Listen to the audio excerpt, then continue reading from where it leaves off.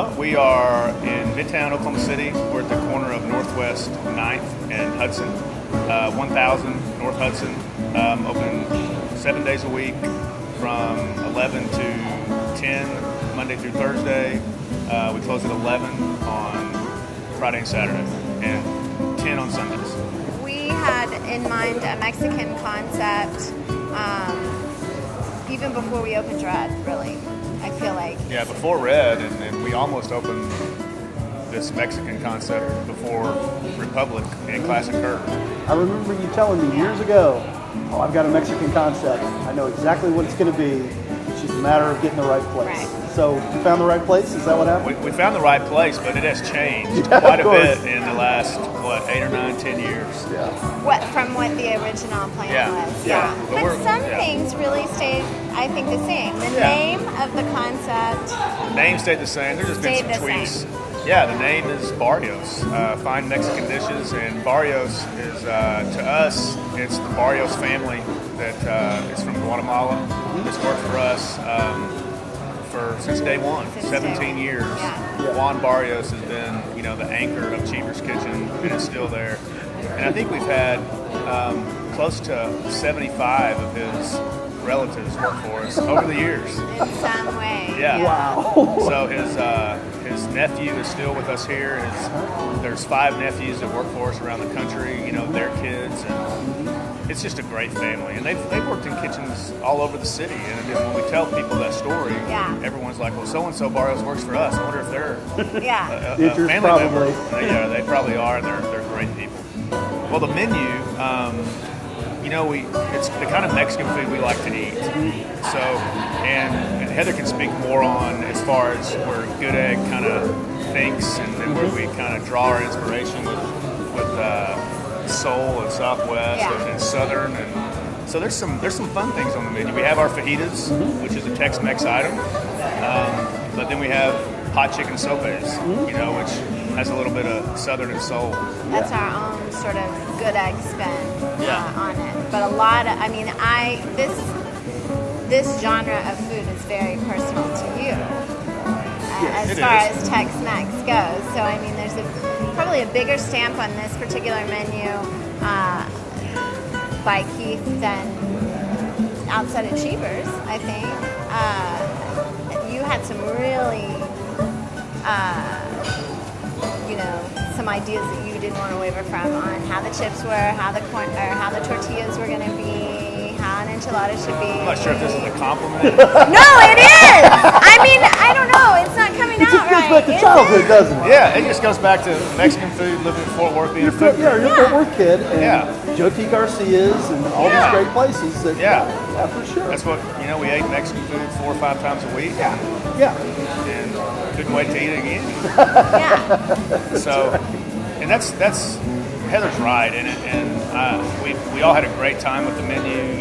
We let Chad Willis, our executive chef here, get a little adventurous on some moles, and it really didn't matter what the menu was on the menu. We were still going to use the best ingredients we could possibly use. We're going to make our flour tortillas, our corn tortillas, all in house. We're going to offer 2 salsas. We're not going to charge for those items.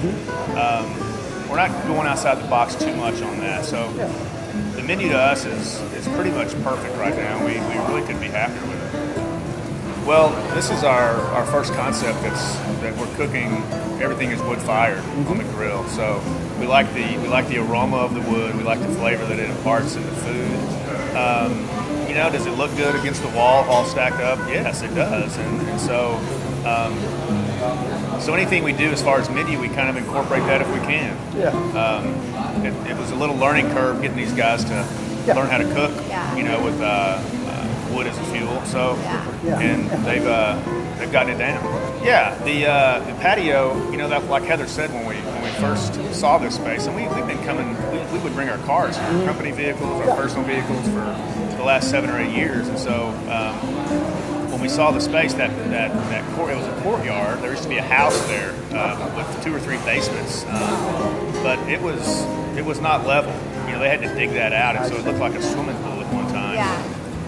But the Mexican concept we wanted to open definitely had to have a patio component, and so the patio here Heather put as much thought into that patio as she's put into anything we've ever done. And it's been a huge part of this restaurant's success and kept the following that it has. Yeah. But we have fireplaces, we have heaters, we have fans. We try to keep you have cover out there. Cover out there. We have trees. We brought in trees. There's wood out there. So your patio's open like when other people's patios are not. Probably. A lot of times it is. Yeah. With this heat during the day, people that are working throughout the day aren't going to sit in 90-degree outside. So the patio is so much fun. We open it when we can, for sure. I think that was a big point for us was in discussions with the menu and our beverage program that we wanted to have memorable cocktails. Like we didn't have to have the largest tequila selection in the country, the big schooner. Although I'm a child of Painted Desert, you know what I mean. But I think really, everybody kept saying, well, it doesn't really matter what kind of effort we put into the cocktails because everybody's going to drink beer. And so it was kind of a mission to say, no, we're going to change that. So fast, my friend. Yeah, we're going to change that mix here. And so we put a lot of thought in the cocktails that we wanted to have on the menu complimentary to the food and make that the star. And it has really worked out. So much so that we just didn't know what to do. You know what I mean? Because craft cocktails take a little bit longer to make.